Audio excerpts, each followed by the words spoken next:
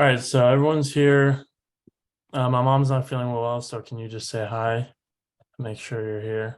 Hello, good evening. All right. Hello. Thanks again. Hello. Hello. All right, so today I'll be talking about the ongoing drought in California. So imagine waking up one day to brush your teeth and you turn on the faucet and no water comes out. Unfortunately, this is not a hypothetical, but it is the harsh reality faced by millions of Californians today. This crisis threatens the livelihoods and futures of every single Californian today in this very moment. So today I'll be talking about what exactly a drought is, why it's so bad, and what we can all do to help the cause and prevent it from continuing to happen in the future. So let's start with what exactly is a drought. So according to the National Geographic Society, in an article they published in 2022, a drought is simply just when a region, whether that be Northern California, Southern California, Arizona, whatever, any type of region experiences little to no rain for an extended period of time. And this will also lead to less ground moisture, like you can see in this photo here. And what I thought was interesting is that they also go on to talk about how droughts are the second most costly weather events behind only hurricanes. Additionally, according to Michael Karlowicz of NASA, California's been in a drought since 2011. It seems like a lot longer than that, but I guess officially considered a drought, it's been since 2011, and it's only been getting worse since then. And they've been able to gauge this based on the underground reservoirs in California decreasing throughout that time period. And there's no way to really predict when they'll be dry, but it's estimated in the near future. It's so hard to estimate because population rises and the amount of water being used every year is going up so quickly. So it's hard to estimate exactly when.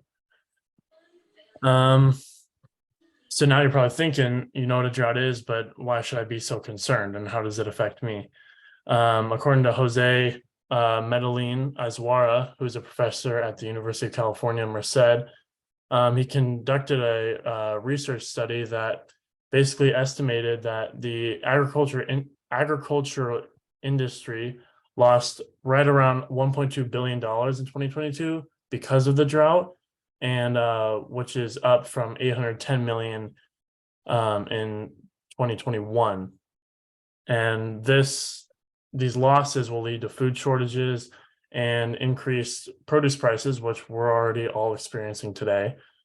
But yeah, most of those increases are because of a drought, and people are just having to pay more to get the water they need to grow their crops and their animals and everything.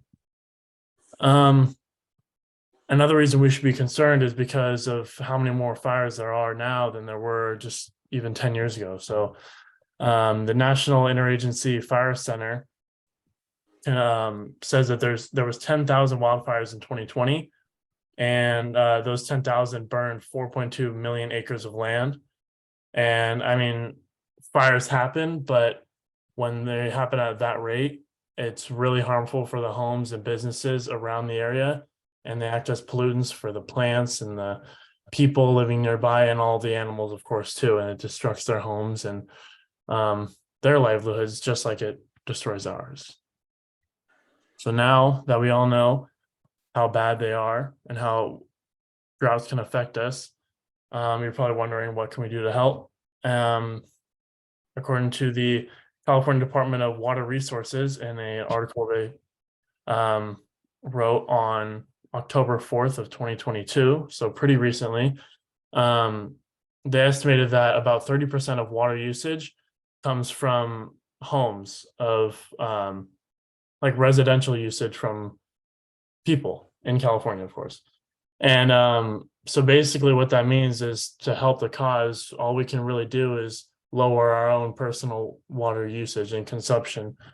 And that can be done by just doing simple things like taking shorter showers or not leaving the sink on when you're doing dishes or something like that, or more like indirect ways and things you can do without really focusing on them, are doing things like installing low flow appliances like faucets, shower heads, toilets, because these really help because you don't really have to think about it. Once you install them, you're already helping, and that's all you did was install something. And a huge part, especially in California, we all have nice lawns because it's so sunny, but watering grass takes a lot of water, and having a nice lawn takes up a lot of water. And if you have leaks in your sprinklers or something, it's kind of just an ongoing issue that can waste a lot of water that can be used for something more productive. And so if you fix that leak quickly, it can save a lot. And it's also very expensive, but if you have the budget to install artificial grass, it would help a lot because a lot of water goes to making that grass green. And really the only other way that we can help this is to raise awareness. So, I mean, just bringing it up in family dinners or something like that, or telling your coworkers, or just talking to people about the issue. Really all you have to do is highlight the impacts of how it affects them.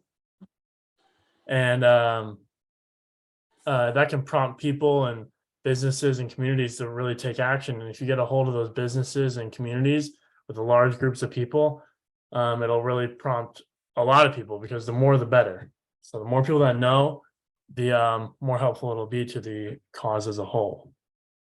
So all in all, what is a drought? It's basically just a time period where a certain region has less rainfall than it's used to, and that damages the soil and the plants in that area.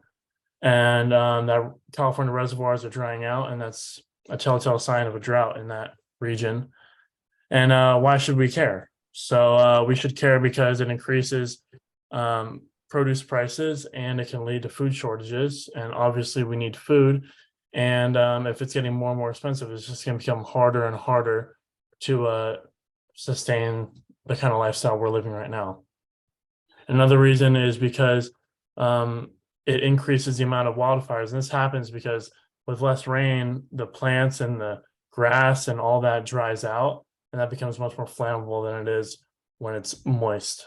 And wildfires can obviously burn homes, businesses, and pollute the air that we are living in every day. And then how can we help the cause?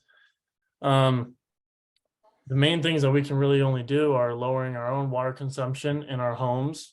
So taking shorter showers, installing those appliances I was talking about, fixing leaks.